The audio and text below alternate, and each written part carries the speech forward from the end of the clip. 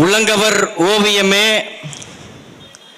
உள்ளங்கவர் ஓவியமே, உற்சாக காவியமே, ஓடை நறுமலரே, உடையவள் புதுநலமே, அன்பே அமுதே இன்பமே, இனிய தென்றலே பனியே பலரச சுவையே, மன்மத விளக்கே மாணிக்க சுடரே என்று எனது அன்னை தமிழை வர்ணித்து வணங்கி இங்கு கூடியிருக்கின்ற அனைத்து பொதுமக்களுக்கும் பொறுப்பாளர்களாகிய எனது உயிர் அண்ணன்மார்களுக்கும் எனது மாலை நேரத்து வணக்கம். இன்றைக்கு எனது உரையை தொடங்குவதற்கு முன்பு ஒரு சம்பவம் சொல்லிக்கிறேன். காலையில் நாங்கள் திருத்திரமுடியிலேருந்து என்னுடைய நண்பர்கள் சகோதரர்கள்லாம் பேருந்தில் வந்துட்டு இருந்தோம். அப்போ இது மாதிரி நாங்கள் கிட்டத்தட்ட இங்கே வேதாரண்ய சட்டமன்ற தொகுதி நெருங்கின உடனே எங்கள் அண்ணன் கார்த்தி அவர்கள் நிற்கிறாங்க, நீங்கள் வாக்கு செலுத்துங்க அப்படின்னு சொல்லி நாங்கள் வரும்போதே பேருந்தில் கருத்து கணிப்பு கேட்டுட்டு வந்துட்டு இருந்தோம். இல்லை தம்பி, நான் அதிமுக நிர்வாகி, நான் கிளை செயலாளராக இருக்கேன், நாம் தமிழர் கட்சிக்கெல்லாம் வாக்களிக்க முடியாது, அந்த கட்சி வீழ்ந்து கொண்டு தான் இருக்குது, சும்மா தம்பி அந்த கட்சியெல்லாம் அப்படின்னு சொன்னார். அப்படி ஒரு சொன்ன உடனே எனக்கு தோணுச்சு, எனக்கு பாரதியினுடைய பாடல் தான் ஞாபகம் வந்தது. பாரதி என்ன சொல்கிறார்? பாரதியினுடைய பாடல் தான் எனக்கு ஞாபகம் வந்தது. தேடி சோறு நிதம் தின்று பல சின்னஞ்சிறு கதைகள் பேசி வாடி துன்பமிகு உழன்று பிற வாட பல செயல்கள் செய்து நரைகூடி கிளப்பருவம் எய்தி பல வேடிக்கை மனிதர்களைப் போல வீழ்வேன் என்று நினைத்தாயோ அப்படிங்கிறாரு. அதே போல உலகின் ஒப்பற்ற தலைவன், உயர்ந்த தலைவன், தன்மான தலைவன், எனதுயிர் தலைவன் மெதுவே பிரபாகரன் பிள்ளைகள், சீமானின் தம்பி தங்கைகள் வீழ்வேன் என்று நினைத்தீர்களோ என்று அவர்கள் நான் பதில் சொல்ல விரும்புகிறேன். நீங்கள் வீழ்ந்து கொண்டுதான் தம்பி இருக்கிறீங்க, தோற்று கொண்டே தான் இருக்கிறீங்க அப்படின்னு சொல்றாரு. நீங்க கடைசி வரைக்கும் கத்தி கொண்டே தான் தம்பி சாகணும் அப்படின்னு சொன்னார் அவர். சாராயம் குடித்து சாவதை விட தன்னுடைய கடைசி காலம் வரைக்கும் திமுகவுடைய அனைத்து பொறுப்பாளர்களுடைய வாரிசுகளுக்கு குட்ட முட்டாளு குனிரவனு முட்டாளுங்கிற மாதிரி முட்டு கொடுத்து சாவதை விட அதிமுகவிற்கு தன்னுடைய கடைசி காலம் வரைக்கும் 70-80 வயது வரைக்கும் முட்டு கொடுத்து சாவதை விட பிடித்த நடிகரை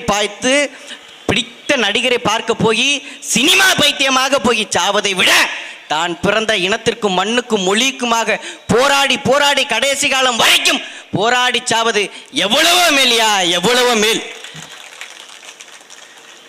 இன்றைக்கு தமிழர் நிலம் செழிக்க நாம் தமிழர் ஆட்சி என்ற தலைப்புல பொதுக்கூட்டம் நடக்கிறது. தமிழர் நிலம் செழித்துதான் இருந்தது 1300 முன்பு. பிறகு பிற மொழியாளர்கள் ஆட்சிக்கு வந்தார்கள், பிறகு திராவிட கொள்ளையர்கள் ஆட்சிக்கு வந்தார்கள். அவர்கள் வந்த பிறகு எம் இனம் அழிந்து கொண்டிருக்கிறது, எம் இனம் வீழ்ந்து கொண்டிருக்கின்றது. நாம் தமிழர் கட்சி ஆட்சிக்கு வந்தாதான் தமிழர் நிலம் செழிக்குமா? ஆம். நாம் தமிழர் கட்சி முன்வைக்கிற அரசியல் என்பது இந்த மண்ணிற்கும் மக்களுக்குமான அரசியல். எல்லா கட்சிகளை விட திமுக, அதிமுக, பக்காமாஸ் கட்சியை விட மாற்று அரசியல், மாறுபட்ட அரசியலை நாங்கள் முன்வைக்கின்றோம். இந்த நாடு விடுதலை பெற்றதிலிருந்து 1947 1967 வரை இந்த இந்திய பெருநிலத்தையும் சரி தமிழ்நாட்டையும் சரி ஆட்சி செய்தது காங்கிரஸ் கட்சி. அந்த காங்கிரஸ் கட்சி தமிழர்களுக்கு எதிரானவர்கள், காங்கிரஸ் கட்சிக்கு நாங்கள் தான் நேர் எதிரான சக்தி என்று சொல்லி ஆட்சி அதிகாரத்தை கைப்பற்றியது திராவிட முன்னேற்ற கழகம் அறிஞர் அண்ணா தலைமையில். பிறகு ஆட்சி அதிகாரத்திற்கு வந்து முதலில் மாநில உரிமைகளை பேசிய திமுக பிறகு போக போக தன்னுடைய சுயலாப தேவைக்காக, தன்னுடைய கூட்டணி நலனுக்காக, அற்ப பதவிக்காக ஒட்டுமொத்த மாநில உரிமைகளையும் மத்திய அரசிடம் அடகு வைத்தது. கச்சத்தீவை அடகு வைத்தது, மாநில கல்வி உரிமையை அடகு வைத்தது. அதன் அடகு வைத்ததன் விளைவாகத்தான் 2009 மே 18 எம்மிடம் கொத்து கொத்தாக கொன்றளிக்கப்பட்டது. ஒட்டுமொத்த தமிழினமே அதிர்ச்சியில் மூழ்கிட்டு இந்த இனப்படுகொலைக்கு குரல் கொடுக்க ஒரு ஆள் இல்லையா? இந்த இனப்படுகொலை நடந்து கொண்டிருக்கிறதே, திமுகவினுடைய தலைவர் ஐயா கருணாநிதி அவர்கள் இனப்படுகொலை பற்றி ஒரு செய்தி கூட போடாமல் மானாட மயிலாட கலைஞர் டிவியில் போட்டுக்கொண்டு இருக்கிறாரே என்று ஒட்டுமொத்த தமிழினமும் எதுவும் செய்வதறியாது முழித்து கொண்டு இருந்த பொழுது பிரபாகரன் தீவிரவாதி என்று பட்டம் சூட்டிய இந்த மண்ணில் பிரபாகரன் தீவிரவாதி அல்ல, ஈழம் வேறு தேசமல்ல, என்னுடைய தொப்புள் கொடி உறவுகள் தான் அவர்கள் என்று, பிரபாகரன் தீவிரவாதிகள் அல்ல, அவர் உலகின் ஒப்பற்ற தலைவன், உயர்ந்த தலைவன் என்று அரணியூரில் இருந்து ஒரு குரல் வந்தது. அவர்தான் எம் பெரியப்பா சீமான் அவர்கள். அதற்கு முன்பு நாம் நம்பிக்கொண்டிருந்தோம், 2009 மே 18 இனப்படுகொலைக்கு முன்பு நாம் நம்பிக்கொண்டிருந்தோம் நமக்கான தலைவர்கள், தமிழர்களுக்கான தலைவர்கள், தமிழினம் தலைமுறைகளுக்கான தலைவர்கள் திமுகவில் இருக்கிறார்கள் என்று நம்பிக்கொண்டிருந்தோம். நமக்கான தலைவர்கள் அதிமுகவில் இருக்கிறார்கள், தமிழினம் தலைமுறைக்கான தலைவர்கள் அதிமுகவில் இருக்கிறார்கள், அடுத்த தலைமுறைக்கான தலைவர்கள் அதிமுகவில் இருக்கிறார்கள் என்று நம்பிக்கொண்டிருந்தோம். அன்றைக்கு 2009 மே 18 அன்று அந்த ஒட்டுமொத்த நம்பிக்கையும் ஈழத்திலே கொத்து கொத்தாக எரிந்து செத்தார்களே அவர்களோடு சாம்பலாக போனது. அதன் பிறகு சிட்டுக்குருவியில் இருந்து கொட்டு மருவி வரைக்கும், மனிதனில் தொடங்கி மலையில் வரைக்கும் ஒட்டுமொத்த உயிர்களை நேசிக்கின்ற மாபெரும் அரசியல் கட்சியாக நாம் தமிழர் கட்சி அன்றைக்கு கிளத்தெளிய செய்தது. ஏன் என் மக்களுடைய நலன் பாதிக்கப்பட்டிருக்கின்றது. ஒரு நாட்டினுடைய நலன் என்பது அந்த நாட்டினுடைய வீட்டின் சமையலறையால் தீர்மானிக்கப்படுகின்றது. ஒரு நாட்டினுடைய நிலத்தின் வளம் என்பது அந்த நாட்டினுடைய நீரின் வளத்தால் தீர்மானிக்கப்படுகின்றது. ஒரு நாட்டினுடைய நீரின் வளம் என்பது அந்த நாட்டினுடைய மரங்களின் வளத்தால் தீர்மானிக்கப்படுகின்றது. ஒரு நாட்டினுடைய மரங்களின் வளம், நீரின் வளம், மலைகளின் வளம், ஏரி குளங்களின் வளம், எல்லா வளங்களையும் பாதுகாப்பது ஒரு அரசனுடைய கடமையாகும். ஆனால் அப்படியாப்பட்ட ஒரு அரசையே தேர்ந்தெடுக்கிறது யார் என்றால் பொதுமக்களாகிய நாம். ஆனால் நாம் சரியான ஆட்சியாளர்களை இங்கு தேர்ந்தெடுத்தோமான்னு கேட்டால் கிடையாது. கடந்த 70 வருடங்களாக இந்த நாடு விடுதலை பெற்றதிலிருந்து திமுகவுக்கு தான் வாக்கு செலுத்துவேன், அதிமுகவுக்கு தான் வாக்கு செலுத்துவேன் என்று திமுகவுக்கும் அதிமுகவுக்கும் 200க்கும் 300க்கும் வாக்கு செலுத்தி இந்த நாடை குட்டிச்சவராக ஆக்கி வைத்திருக்கிறீர்கள். இந்த நாடை வீணடித்திருக்கிறீர்கள். ஒரு வாக்குச்சிட்டு துப்பாக்கி தோட்டாவை விட வலிமையானது என்கின்றார் ஆபிரகாம் லிங்கன். அப்படியாப்பட்ட ஒரு வாக்கை 200க்கும் 300க்கும் வித்து விட்டீங்க. அப்படி வித்ததுனால தான் நம்முடைய மாநில உரிமைகள் எல்லாமும் பெருமொழியாளர்கள்ட்ட இருக்கு. இன்னைக்கு நீங்க தமிழ்நாட்டில் எங்க பார்த்தாலும் வட இந்தியர்கள் தான் நிலத்தில் ஆதிக்கம் செலுத்துறாங்க. வயல்ல இன்னைக்கு கூட நீங்கள் சாதாரணமாக போய் நீங்க இந்த டெல்டா மாவட்டங்களில் பார்த்தீங்கன்னா அதற்கு முன்பு பழைய கஞ்சி வாசம் வரும். இப்போ போனீங்கன்னா மீன் மேக்கர் வாசம் வரும். ஃபுல்லா லெக்கின்ஸ் பேண்டை போட்டு இந்திக்கார முழுக்க நடவு நட்டுட்டு இருக்கான். இது உண்மையாக இல்லையா? கூடி நிற்கிற பொதுமக்கள் மனசாட்சியை தொட்டு சொல்லுங்கள், இது உண்மையா இல்லையா? இதற்கு காரணம் திமுகவும் வட இந்தியர்களை தமிழ்நாட்டில் அனுமதிக்கிறது, அதிமுகவும் வட இந்தியர்கள் தமிழ்நாட்டில் அனுமதிக்கிறது. அதன் விளைவாக இன்னைக்கு நிலத்துல வட இந்தியர்கள் அதிகாரம் செலுத்துறான். நாளைக்கு பொருளாதாரத்தில் வட இந்தியா அதிகாரம் செலுத்துவான். அதன் பிறகு அரசியலிலும் அதிகாரம் செலுத்துவான். பிறகு தமிழர்கள் விரட்டி அடிக்கப்படுவார்கள். அங்கே ஈழத்திலேயும் இப்படித்தான் தமிழர்கள் விரட்டி அடிக்கப்பட்டார்கள். அங்கே ஈழத்திலே தமிழர்கள் விரட்டி அடிக்கப்பட்ட பொழுது நம்முடைய உரிமைகள்லாம் பறிபோன பொழுது அங்கு அதை தடுத்து நமக்கான உரிமைகளை பேசுவதற்கு ஒரு தலைவர் இருந்தார். அவர்தான் உலகின் ஒப்பற்ற தலைவன் பிரபாகரன். அதே போல இங்கு நம்முடைய ஒட்டுமொத்த உரிமைகளும் வட இந்தியர்களிடம் போகும் பொழுது அதை தடுத்து நிறுத்துவதற்கு, நமக்கான உரிமைகளை பெற்று தருவதற்கு மான தமிழ் மகனையும் பெரியப்பா சீமானவர்கள் இருக்கிறார். அப்ப நீங்க எல்லாம் என்ன பண்ணணும்? அவருடைய கரங்களை இறுக பிடித்துக் கொள்ள வேண்டும். அதே போல இந்த நாட்டினுடைய உரிமைகள் எல்லாம் பெருமொழியாளர்கள்ட்ட போயிட்டு, ஏன் நீங்கள் சிந்திச்சு வாக்கு செலுத்தாதனால, அப்படி சிந்திச்சு வாக்கு செலுத்தாதனால தான் இன்றைக்கு வரைக்கும் நம்மளால கர்நாடகாவில் இருந்து தண்ணி பெற்று தர முடியல. தமிழ்நாட்டில் திமுகவோடு கூட்டணி வைத்திருப்பது யார்? காங்கிரஸ். கர்நாடகாவை ஆட்சி செய்வது யார்? காங்கிரஸ். ஆனால் இங்கு உள்ள திமுக அங்கு உள்ள காங்கிரஸோட பேசி நமக்கு தண்ணீர் பெற்று தருமா? தராது. திமுக சொல்லும் நாங்கள் ஆட்சிக்கு வந்தா காவிரியிலிருந்து தண்ணீர் பெற்று தந்துருவோம். அதிமுக சொல்லும் நாங்கள் ஆட்சிக்கு வந்தா காவிரியிலிருந்து தண்ணீர் பெற்று தந்துருவோம். இப்ப நாங்க என்ன கேட்கிறோம்னா, ஆட்சிக்கு வந்தா காவிரியிலிருந்து தண்ணீர் பெற்று தந்துருவோம் சொல்றீங்க, ஆட்சிக்கு வந்தா காவிரியிலிருந்து தண்ணீர் பெற்று தந்துருவோம் சொல்றீங்க. ஆட்சிக்கு வந்த பொழுது என்ன ஃப்ரீ ஃபயர் பப்ஜி விளையாண்டுட்டு இருந்தீங்களா? காவிரியிலிருந்து தண்ணீர் பெற்று தராம சொல்லுங்க, என்ன செய்து கொண்டிருந்தீர்கள்? நாங்க என்ன சொல்றோம்னா, நாங்கள் ஆட்சிக்கு வந்த பிறகு நாம் தமிழர் கட்சி ஆட்சிக்கு வந்து விட்டால் இந்த பகுதியில் உள்ள பொதுமக்கள் எங்கள் அண்ணன் இடுமாவன் கார்த்தி அவர்களுக்கு நீங்கள் வாக்கு செலுத்தி விட்டால் காவிரியிலிருந்து தண்ணி தேவையில்லை. ஏன்? ஒரு ஆண்டு ஒன்றிற்கு அன்பார்ந்த மக்களே 4500 டிஎம்சி தண்ணீர் நமக்கு மழைநீர் மூலமாக கிடைக்கிறது. எத்தனை டிஎம்சி தண்ணீர்? 4500 டிஎம்சி தண்ணீர். அது நாம எத்தனை டிஎம்சி தண்ணீர் பயன்படுத்துறோம்? வெறும் 1500 டிஎம்சி தண்ணீர் தான் பயன்படுத்துறோம். வீணாக எத்தனை டிஎம்சி தண்ணீர் மழை நீர் கலக்கிறது, கடல் நீர் கலக்கிறது? 2500 டிஎம்சி தண்ணீர். 2500 டிஎம்சி தண்ணீர் கடல்ல கலக்குது. இதே நம்ம கர்நாடகா கரண்ட்டை கையை கட்டி இங்கேருந்து மத்திய அரசுக்கு லெட்டர் அனுப்பி நம்ம மத்திய அரசுக்கு லெட்டர் அனுப்பி எத்தனை டிஎம்சி தண்ணீர் வாங்குறோம்? வெறும் 177 டிஎம்சி தண்ணீர். அதை விட 20 மடங்கு அதிகமாக நமக்கு மழைநீர் மூலமாக கிடைக்கிறது. இந்த ஆட்சியாளர்கள் நமக்கானவராக இருந்திருந்தால் காவிரியிலிருந்து தண்ணீர் பெற்று தந்துருவார்கள். அதே போல பல்வேறு கணக்கான ஆறுகளும் ஏரிகளும் குளங்களும் மலைகளும் இன்னைக்கு சுரண்டப்பட்டு வெளிமாநிலத்தில் விற்கப்படுகின்றன. எந்த மாநிலத்தில் விற்கப்படுகிறது?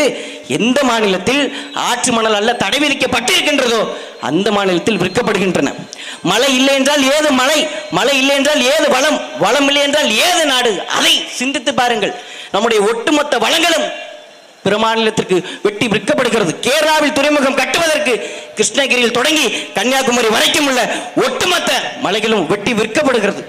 விவசாயிகளுடைய உரிமை பறிக்கப்படுகிறது.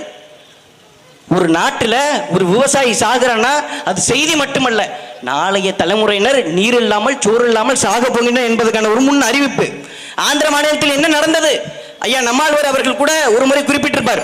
முழுக்க முழுக்க பருத்தி போட்டுட்டாங்க. பல்லாயிரக்கணக்கான ஏக்கர்ல பல லட்சக்கணக்கான விவசாயிகள் பருத்தி போட்டுட்டாங்க. பருத்தி போட்டோன்னே என்ன நடந்தது? பருத்தி போட்டோன்னே பருத்தியில பூச்சி அடிச்சிருச்சு. பூச்சிக்கு அடிச்ச மருந்து வேலை செய்யலை. அப்போ கடன் வாங்கி தான் பருத்தி போட்டாங்க. அப்படி போட்டோன்னே பேங்குக்காரன் வந்து கேட்குறான். பேங்க்ல தான் கடன் வாங்கி பருத்தி போட்டாங்க. அப்போ பேங்குக்காரன் வந்து கேட்குறான், எனக்கு நீ உன்னோட கடனை கட்டி ஆகணும், உன் பருத்தி லாஸ் ஆச்சு அதெல்லாம் எனக்கு தெரியாது, நீ உன் மனையை விப்பியோ உன்னோட மனைவியை விப்பியோ எனக்கு தெரியாது, ஆனால் என்னோட கடனை அடைச்சே ஆகணும்ட்டு ஆந்திர விவசாயிகிட்ட பேங்குக்காரன் வந்து சண்டை போட்டான். அதனால ரோஷம் தாங்க முடியாம 1000க்கும் மேற்பட்ட விவசாயிகள் தூக்கிட்டு தற்கொலை செய்து கொண்டாங்க. அந்த நிலை இங்க தமிழ்நாட்டில் ஏற்பட்டக்கூடாது. விவசாயிகள் ஒருபொழுதும் தற்கொலைக்கு போயிடக்கூடாது. விவசாயத்தை காக்க வேண்டும் என்பதற்காகவே நாங்கள் விவசாயிகள் சின்னமா எந்திரி வந்து கொண்டிருக்கின்றோம். நீங்கள் விவசாய சின்னமா கொண்டு வாங்க, எதை வேணா சின்னமா கொண்டு வாங்க. ஆனா இது திமுகவினுடைய கோட்டை, இது அதிமுகவினுடைய கோட்டை தம்பி, நீங்கள் யாரை நிப்பாட்டினாலும் வெல்ல முடியாது அப்படின்ட்டு நீங்க சொல்றீங்க. இருந்திருக்கலாம். ஏழை எளிய மக்களுடைய இருண்ட வாழ்வுல ஒளியுளிர செய்ய வேண்டும் என்றால் நீங்கள் திமுகவிற்கு உதயசூரியனுக்கு வாக்களிங்கள் என்று கேட்ட திமுகவினுடைய கோட்டையாக இருந்திருக்கலாம். ரெட்டலை எப்படி செழிப்பாக இருக்கோ அதே மாதிரியே தமிழ்நாடு செழிப்பாக இருக்கும், இந்த ஒட்டுமொத்த டெல்டா மாவட்டமும் செழிப்பாக இருக்கும் என்று கேட்ட அதிமுகவினுடைய கோட்டையாக இருந்திருக்கலாம். அதெல்லாம் எப்போ?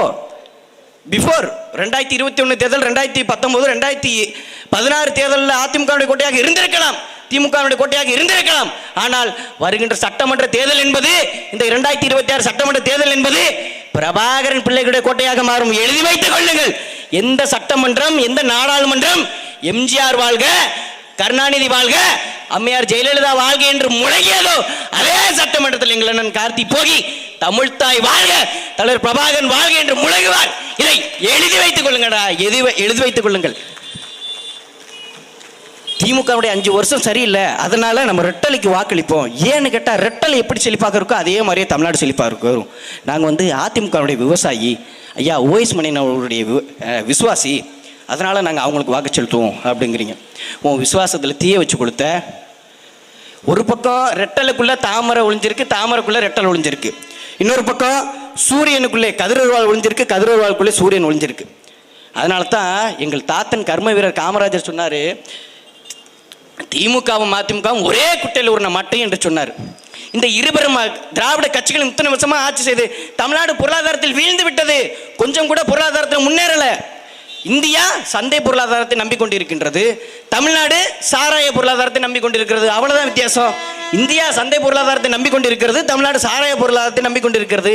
இந்த இருபெரும் கட்சிகளும் முதலில் 1967 2020 வரைக்கும் 5 லட்சம் கோடி தான் கடன். ஆனால் இப்பொழுது இந்த 5 ஆண்டுகளில் 10 லட்சம் கோடி கடன் வாங்கியிருக்கிறார்கள். அன்பார்ந்த பொதுமக்களே, கூடி நிற்கிறீங்க பார்த்தீங்களா? நீங்களாம் என்ன யோசிக்கணும்?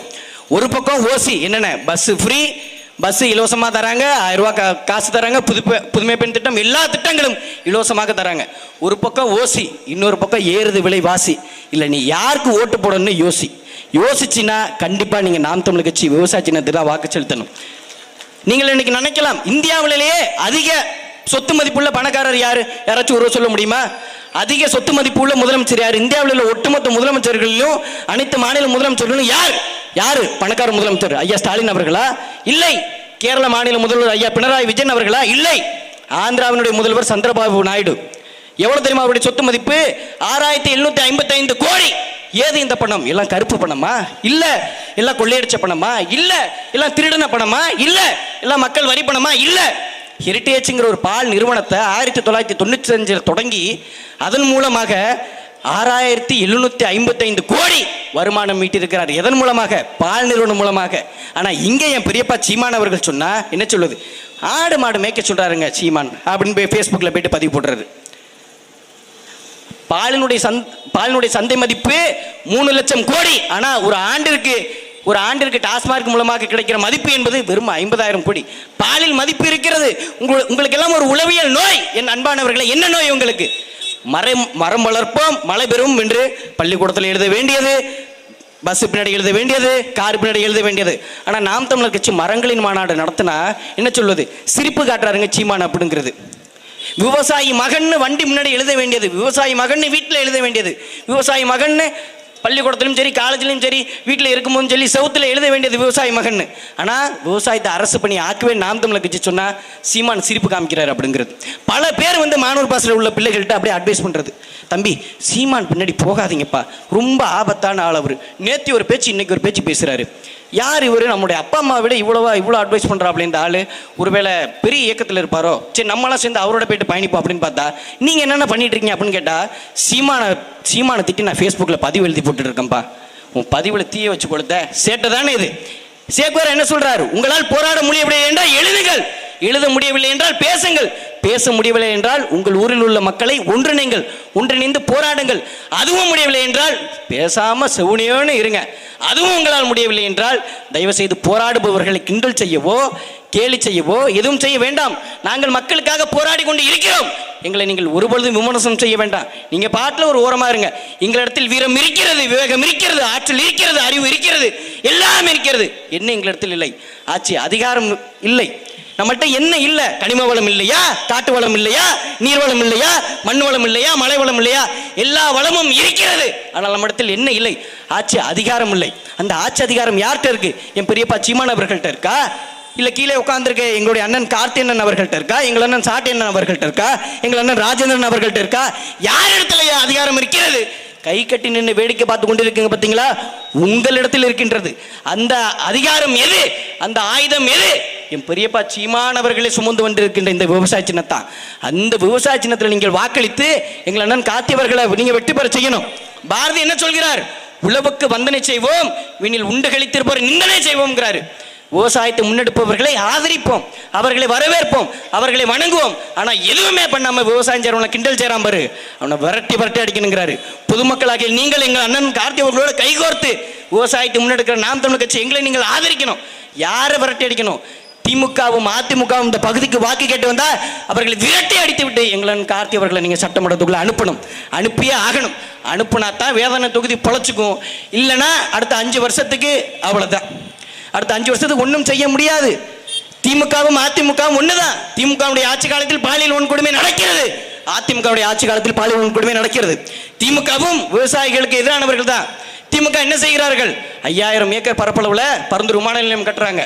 அதிமுக என்ன செஞ்சாங்க? 2018 சேலத்திலிருந்து சென்னை வரைக்கும் 8 வழி சாலை திட்டம் போடுறேன் அப்படின்னு சொல்லி பல்லாயிரக்கணக்கான ஏக்கர் விவசாய நிலங்களை அழிச்சாங்க. அதை போராடி தடுத்து நிறுத்தியது நாம் தமிழர் கட்சி. அதிமுகவுடைய ஆட்சி காலத்தில் ஸ்டெர்லைட்ல படுகொலை செஞ்சாங்க. இந்த ஸ்டெர்லைட்னு ஒரு ஆலை தூத்துக்குடியில் இருக்கிறது. இந்த ஆலை எனக்கு வேணாம், இங்குள்ள மக்களுக்கு பாதிப்பு ஏற்படுத்தும், அதனால இங்குள்ள மக்களுக்கும் சுற்றி உள்ள கிராமங்களுக்கும் அடுத்த தலைமுறைக்கு இது பாதிப்பு ஏற்படுத்தும், அதனால இந்த ஆலையை தயவு செய்து மூடிடுங்கள் போராடிய பொதுமக்களை சுட்டு கொண்டது எடப்பாடியினுடைய அரசு. அதையும் எதிர்த்து போராடியது நாம் தமிழர் கட்சி. அதே போல திமுக ஆட்சி காலத்திலும் துப்புரவு பணியாளர்கள் எனக்கு 500 ரூபாய் சம்பளம் கூட கொடுங்கன்னு கேட்டதுக்காக அத்துணை தூய்மை பணியாளர்கள் தாய்மார்களையும் கைது செய்தது. திமுகவும் விவசாயிகளுக்கு எதிரி, அதிமுகவும் விவசாயிகளுக்கு எதிரி, திமுகவும் பாமர மக்களுக்கு எதிரி, அதிமுகவும் பாமர மக்களுக்கு எதிரி. பிறகு யார் நமக்கானவர்கள்? இந்த மண்ணுக்காக மக்களுக்காக யாரிடத்திலும் சரணடையாது, சண்டையிட்டு சாவேனே ஒழிய ஒருவனிடத்திலும் கூட்டணி வைக்க மாட்டேன், என் மக்களுடைய வாழ்க்கை நலன்தான் முக்கியம் என்று நிற்கிறார்கள். பார்த்தீங்களா? என் பெரியப்பா சீமானவர்கள் தான் மக்களுக்கானவர். அவருடைய கரங்களை இறுக பிடித்து கொண்டு நீங்கள் தான் நல்லா இருப்பீங்க. அண்ணே லாஸ்டா அந்த பக்காமஸ் கட்சியை மட்டும் முடிச்சுட்டு வந்துட்டேன். இறுதியாக நான் திமுகவுக்கும் வாக்கு செலுத்தல, நான் அதிமுகவுக்கும் வாக்கு செலுத்தல, நான் நாம் தமிழர் கட்சிக்கும் வாக்கு செலுத்தல. எங்கள் அண்ணன் விஜய் அவர்கள் வந்திருக்கிறார், அதனால் நாங்கள் அண்ணன் விஜய் அவர்களுக்கு வாக்கு செலுத்துறோம். சீமான் 15 வருடமாக கத்தி கொண்டிருக்கிறார், எங்க அண்ணன் 2 வருஷமா கத்துறாரு, அதனால புதுசா கத்துற அண்ணனுக்கு வாக்களிப்போம் அப்படிங்கிறாங்க. ஏன்னு காரணம் கேட்டா, எங்கள் அண்ணன் விஜய் அவர்கள் இப்பெல்லாம் நல்லா பேசுறாங்க அப்படின்னு சொல்றாங்க. அண்ணன் விஜய் அவர்கள் நல்லா பேசுறவங்களுக்கு தான் ஓட்டு போடணும்னா அண்ணன் விஜய் அவர்களுக்கு நீங்க போடக்கூடாது. பட்டிமன்ற பேச்சாளர் சாலையன் பாப்பையாக்கு தானே நீங்க ஓட்டு போடணும். எப்படி அண்ணன் விஜய் அவர்களுக்கு ஓட்டு போட்டுவீங்க? என் அன்பார்ந்தவர்களே, இந்த நிலத்தில் பல்வேறுக்கணக்கான கட்சிகள் இருக்கிறது. காங்கிரஸ் கட்சி இருந்திருக்கின்றது, காங்கிரஸ் கட்சி இந்த நிலத்தை ஆட்சி செய்திருக்கின்றது. ஆனால் காங்கிரஸ் கட்சியினுடைய முன்னோர்கள் இந்த நிலத்தில் மக்களுக்காக போராடி சிறை கொத்தடிமையாக இருந்து இறந்திருக்கிறார்கள். இந்த நிலத்தில் திமுக கட்சி ஆட்சி செய்திருக்கின்றது, இன்றைக்கு வரைக்கும் ஆட்சி செய்து கொண்டிருக்கின்றது. திமுக முன்னோர்கள் இந்த நிலத்திற்காக, திமுக முன்னோர்கள் இப்ப உள்ளவங்க நான் சொல்லல, திமுக முன்னோர்கள் மக்களுக்காக போராடி சிறை கொத்தடிமைகளாக இருந்து இறந்திருக்கிறார்கள். இந்த நிலத்தில் அதிமுக இருந்திருக்கின்றது. அதிமுக அனைத்து சாதியினருக்கும் 69% இடஒதுக்கீடு வாங்கி கொடுத்திருக்கின்றது. அதிமுக முன்னோர்கள் இங்குள்ள மக்களுக்காக போராடி சிறை கொத்தடிமைகளாக இறந்திருக்கிறார்கள். இந்த நிலத்தில் பாட்டாளி மக்கள் கட்சி, வன்னியர்களுக்கான கட்சி இருக்கிறது. 20 வன்னிய மறவர்கள் தமிழ் மொழிக்காக போராடி தன்னுடைய உயிரையும் ஈகம் செய்திருக்கிறார்கள், தியாகம் செய்திருக்கிறார்கள். இந்த நிலத்தில் விடுதலை சிறுத்தைகள் கட்சி இருக்கிறது. ஒடுக்கப்பட்ட சமூகத்திற்காக இன்றைக்கு வரைக்கும் போராடி கொண்டிருக்கிறார் ஐயா திருமாவளவன் அவர்கள். ஆனால் எந்த ஒரு போராட்டமும் செய்யாத விஜயை, எந்த ஒரு மக்கள் பிரச்சனை பற்றியும் பேசாத விஜயை, தன்னுடைய வேர்வை துளியை கூட இந்த மண்ணுக்காகவும் மக்களுக்காகவும் சிந்து பேசாத விஜயை, வேர்வை துளியை கூட சிந்தாத விஜய்க்கு நீங்கள் எப்படி வாக்கு செலுத்த நீங்கள் போறீங்க? எப்படி வாக்கு செலுத்த நினைக்கிறீங்க? என்ன போராட்டங்களை முன்னெடுத்திருக்கிறார்? ஆசிரியர்களுக்காக மாணவர்களுக்காக போராடினாரா? மீனவர்களுக்காக ஆசிரியர்களுக்காக போராடினாரா? பரந்தூர் விமான நிலையம் வேண்டாம்னு சொல்றாரு விஜய். பரந்தூர் விமான நிலையத்துக்கு தீர்வு சொல்லிடுவாரா? கச்சத்தீவு நான் மீட்டெடுப்பேன்னு சொல்றாரு. எப்படி கச்சத்தீவு மீட்டெடுப்புன்னு சொல்லியிருக்கிறாரா? கிருஷ்ணகிரியில் இருந்து கன்னியாகுமரி வரைக்கும் மலைகள் சுரண்டப்படுகிறது, அதை பத்தி இன்னைக்காச்சும் விஜய் பேசியிருக்கிறாரா? காவிரி, முல்லை பெரியார், பாலாறு போன்ற நதிநீர் பிரச்சனைகள் பற்றி கட்சி தொடங்கி 3 ஆண்டுகள் ஆகிவிட்டது, அதை பத்தி பேசியிருக்கிறாரா? 10 நிமிஷம் பேப்பர் பார்க்காம விஜயால பேச முடியுமா? சொல்லுங்க. எல்லா கட்சிக்கும் ஒவ்வொரு கொள்கை இருக்கிறது. திமுகவா திராவிடம் என்ற ஒரு கொள்கை இருக்கிறது. அதிமுகவா இல்லாத திராவிடத்தை திமுக எடுத்துக்கொண்டது, அதனால நாங்கள் திமுக கொள்கை வைத்துக் கொண்டிருக்கோம் என்று சொல்கிறது. காங்கிரஸ் கட்சியா அதுக்கென்ற ஒரு பொருளாதார கொள்கை இருக்கிறது. பாஜகவா ஒரு மத கொள்கை இருக்கிறது. இந்த கட்சிக்கு என்ன கொள்கை இருக்கிறது? கொள்கை என்னன்னு கேட்டதுக்கு அந்த கட்சியினுடைய பொதுச் செயலாளர் பாட்டு பாடுறாரு. இந்தி பீசு வேணாண்டி, இங்கிலீஷ் பீசு வேணாண்டி, கரகாட்டம் மாடிக்கிட்டே தமிழில் பாடண்டி அப்படின்ட்டு டிவிகேனுடைய கொள்கை பரப்பு செயலாளர் பாடுறாரு. சட்டமன்றத்துக்கும் நாடாளுமன்றத்துக்கும் என்ன வித்தியாசம்னு கேட்டதுக்கு, மன்றமா என்ன மன்றம்? மன்றம் வந்த தென்றலுக்கு நெஞ்சம் விட வழி இல்லையே அன்பே என் அன்பே, அந்த மன்றமான்னு கேட்குறாங்க. என்ன டீம், என்ன மேட்ச்னே தெரியல. அதனால அன்பார்ந்த பொதுமக்கள் சிந்திச்சுக்கோங்க. நீங்க யார் வேணா கூப்பிட்டு வாங்க, நீ நாஞ்சில் சம்பத் இல்ல தக்காளி 4000 சம்பத்தினாலும் கூப்பிட்டுட்டு வா. ஆனால் நாம் தமிழர் கட்சி வெல்லுவதை எந்த கும்பனாலும் தடுக்க முடியாதுடா, எவனாலும் முடியாது. இன்றைக்கு முடியல, 2026 தேர்தல் முடியல. தோல்வி என்பது எங்கள் தலை மயிருக்கு சமம். இது தோல்வியை பார்த்த பாதைடா, வெற்றியை பார்க்காமல் ஒருபொழுதும் ஓயாது. 2026 முடியவில்லை. எனக்கு 19 வயது, நான் 25 வயதில் என்னுடைய இளைஞர்கள்லாம் ஒன்றிணைச்சு இந்த கட்சியை வென்று காட்டுவேன். 30 வயதில் ஒன்றிணைச்சு வென்று காட்டுவேன். நீங்கள் கேட்கலாம் சீமான் செய்த சாதனை என்னன்னு. மீச மயிர் கூட முளைக்காத இந்த சின்ன பையன் துண்டு சீட்டு இல்லாம இவ்வளவு நேரம் தைரியமா பேசுறேன்னா அதுதான் சீமான் செய்த சாதனை. எந்த கட்சியில் உள்ள ஒரு கொள்கை பரப்பு செயலாளராச்சும் இந்த டிவிக்கு உள்ள புதுசாக வந்திருக்காங்க சொல்ல முடியுமா, பேச முடியுமா? துண்டு சீட்டு இல்லாம 10 நிமிஷம் பேசிட்டா நாங்கள் இனி விஜயை பத்தி பேசலாம், அந்த கட்சியை பத்தியே பேசல. அதனால மாற்றத்திற்கான கட்சி நாம் தமிழர் கட்சி தான். நான் டிவிக்கை பத்தி நிறைய பேசணும் வந்தேன். அண்ணன் வந்து நேரம் குறைவாக தான் கொடுத்துருக்காங்க. அதனால அடுத்தடுத்த கூட்டங்களில் கண்டிப்பா பேசுவோம். மாற்றத்திற்கான சின்னம் விவசாய சின்னம். எங்கள் அண்ணன் கார்த்தியன் அவர்கள் 19 வயதில் இந்த கட்சிக்கு வந்தாங்க. எனக்கு இன்னைக்கு வயது 19. அண்ணன் கார்த்தி அவர்கள் 19 வயதில் வந்து அன்னைக்கு வேட்பாளராக இருந்தவங்களுக்கு வாக்கு கேட்டாங்க. அதே போல எனக்கு இன்னைக்கு 19 வயது. இன்னைக்கு நான் அண்ணன் கார்த்தி அவர்களுக்கு வாக்கு கேட்டுட்டு இருக்கேன். இதுதான் தமிழ் தேசியத்தின் எழுச்சி, தமிழ் தேசியத்தின் மாற்றம். நீங்கள் திமுகவாக 2 பொறிய இடங்கள்ல போட்டேன்.